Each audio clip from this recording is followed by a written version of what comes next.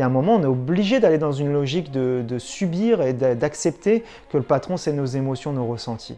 Et finalement, on se rend compte que le cœur ne nous punissait pas et nous amène toujours sur les meilleurs axes pour nous. Ce qui est marrant avec l'angoisse, entre guillemets, c'est qu'on pense que pour lâcher prise sur une angoisse, il faut se calmer, se détendre, penser à autre chose, être positif. Mais en fait, pour lâcher prise vraiment dans les règles de l'art et faire vraiment un super travail et surtout ne plus jamais subir son angoisse, vous allez être obligé d'aller plonger dans ce que l'angoisse est en train d'exprimer dans votre corps. Comment, en plongeant dans mon angoisse, ça va se calmer, voire se guérir? Enfin, je vois bien le visage des gens, ils me font confiance, mais ils se disent « mais qu'est-ce qu'il me raconte celui-là ?» Et finalement, quand on laisse faire dans le ressenti, on s'aperçoit qu'on comprend cette mécanique. J'ai accepté vraiment dans mes tripes, je l'ai laissé venir et ça s'est calmé, quoi.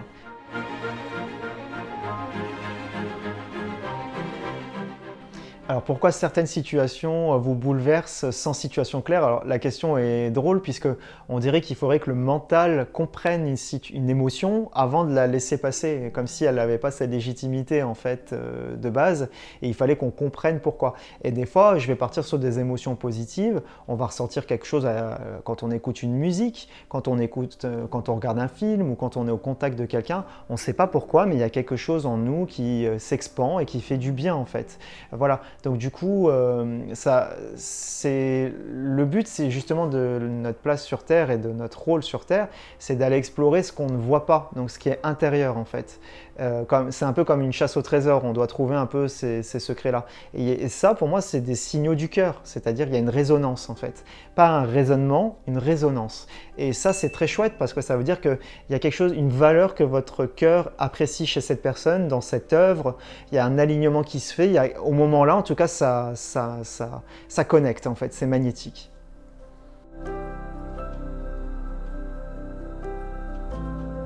Oui, le corps, il garde en mémoire, bien sûr, des blessures inconscientes et même familiales qui peuvent revenir sur plusieurs générations. Donc oui, il stocke toutes ces mémoires-là et c'est pour ça que dans le quotidien, on peut avoir des émotions négatives quand on est face à une situation ou face à des personnes, parce que ça va éveiller toutes ces sensibilités-là, ces peurs-là, ces blocages inconscients. Donc le but, c'est justement non pas de se demander pourquoi je ressens forcément tout ça, même si je trouve qu'intellectuellement c'est sympa de le savoir quand même et de se poser ces questions, mais c'est un moment d'aller se connecter émotionnellement, c'est-à-dire on part plus dans le registre de comprendre, mais ressentir. Et je ressens ça et ça m'aide à nettoyer en fait les failles ou les zones qui demandent à être nettoyées. Et notre inconscient, c'est une machinerie géniale qui vient nous dire tout le temps là où il y a matière à travailler. Donc c'est pour ça qu'on va avoir des sensibilités, pas pour nous embêter, mais pour nous dire « Ah ouais, là, tu vois, tu as un sujet, tu n'es pas tout à fait à l'aise. » Et je vous invite à prendre les sujets qui vous bloquent le plus, en fait. Punaise, quand j'ai cette situation, je suis complètement tétanisé, ça vous demande d'aller travailler sur le sujet. Et vous aurez beau, et j'ai quand même accompagné des personnes depuis longtemps maintenant en séance, on a beau essayer de comprendre parfois pourquoi, comment, ça ne débloque pas le sujet. Il y a un moment, il faut... Et puis des fois, il n'y a pas de sujet, en fait. La personne, elle a vécu une vie bien, réellement, elle a été aimée, elle a le boulot de ses rêves, et il y a ça. Bah oui, parce que en tant qu'humain, vous vous rendez compte, en transgénérationnel, on se trimballe, et puis même un pays, il y a des mémoires énormes, donc à un moment, je pense qu'on perd du temps à se demander pourquoi. Mais la question, c'est comment je fais pour transmuter ça. Pourquoi vous stressez sans explication logique? Vous êtes en couple, vous êtes heureux, vous avez la maison de vos rêves, les enfants, ça a l'air de rouler, et pourtant, punaise, angoisse, anxiété, déprime, on n'est pas bien dans sa peau. Pourquoi? Mais parce qu'en fait, tous ces codes-là, en fait, sont des conditionnements mentaux.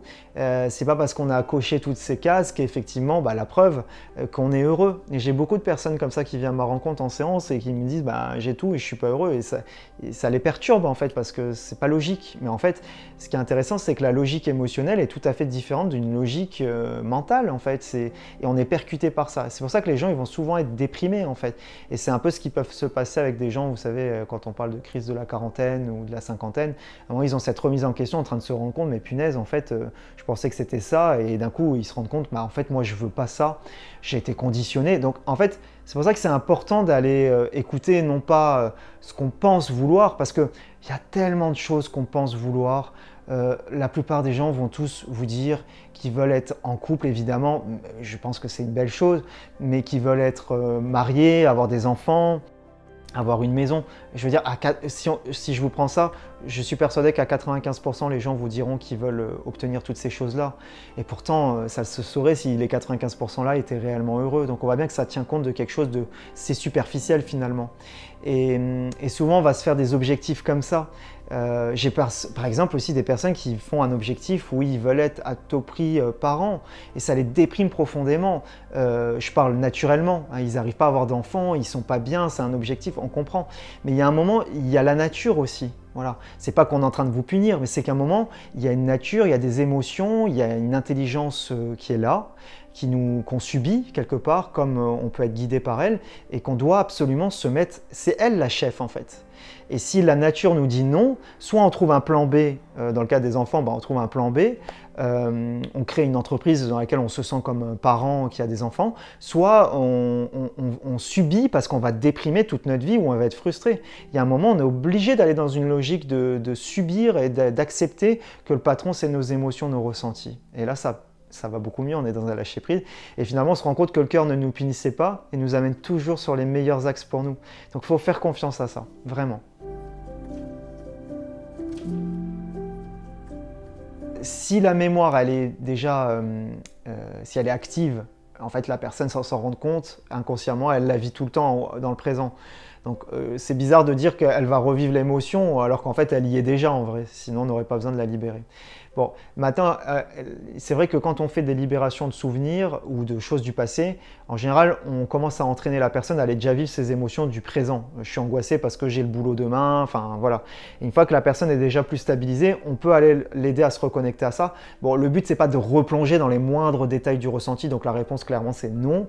Mais bon, forcément, si à un moment, on doit repasser sur un souvenir, il peut y avoir des images, des choses, mais là, il faut se faire accompagner par un thérapeute, un coach qui sait graduellement augmenter la difficulté pour qu'elle soit pas dure et après qu'on puisse une dernière fois la libérer pour toujours quoi en fait, voilà.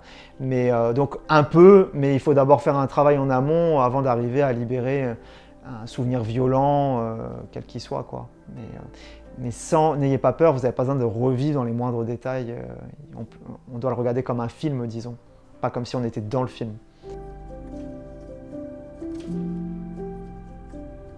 Ce qui est marrant avec l'angoisse, entre guillemets, c'est qu'on pense que pour lâcher prise sur une angoisse, il faut se calmer, se détendre, penser à autre chose, être positif. Mais en fait, pour lâcher prise vraiment dans les règles de l'art et faire vraiment un super travail et surtout ne plus jamais subir son angoisse, vous allez être obligé d'aller plonger dans ce que l'angoisse est en train d'exprimer dans votre corps. Je ne parle pas de la crise d'angoisse, attaque de panique, là il faudrait éviter de travailler quand on est à ce point-là, mais on pourrait partir sur toutes les émotions juste avant quand vous êtes déjà angoissé et d'aller plonger là-dedans. Et contrairement à ce qu'on pense, c'est comme le sable mouvant. Plus vous luttez contre votre angoisse, pire c'est. Plus vous acceptez de vous laisser aspirer par elle. Et je l'ai vu des milliers de fois maintenant avec toutes les personnes que j'accompagne. Chaque fois, c'est la même stupéfaction. Je fais comme là, je suis en train de vous parler en vidéo, ça a l'air théorique et bizarre. Comment le mental, puisqu'on est des êtres qui sont devenus mentaux, comment en plongeant dans mon angoisse, ça va se calmer, voire se guérir. Enfin, je vois bien le visage des gens, ils me font confiance, mais ils se disent « mais qu'est-ce qu'il me raconte celui-là ?» Et finalement, quand on laisse faire dans le ressenti, on s'aperçoit qu'on comprend cette mécanique. Ah ouais, je comprends le principe du sable mouvant. J'ai accepté vraiment dans mes tripes, je l'ai laissé venir et ça s'est calmé quoi. Et je le redis souvent aux gens. Vous avez vu ? Vous êtes passé d'une angoisse de 8 sur 10 à 5 sur 10. Je ne vous ai pas demandé de vous détendre et pourtant ça s'est fait tout seul. Le corps, il cherche tout le temps à s'autodétendre. Mais pour s'autodétendre, il faut qu'on le laisse plonger dans cette émotion qu'on craint tant.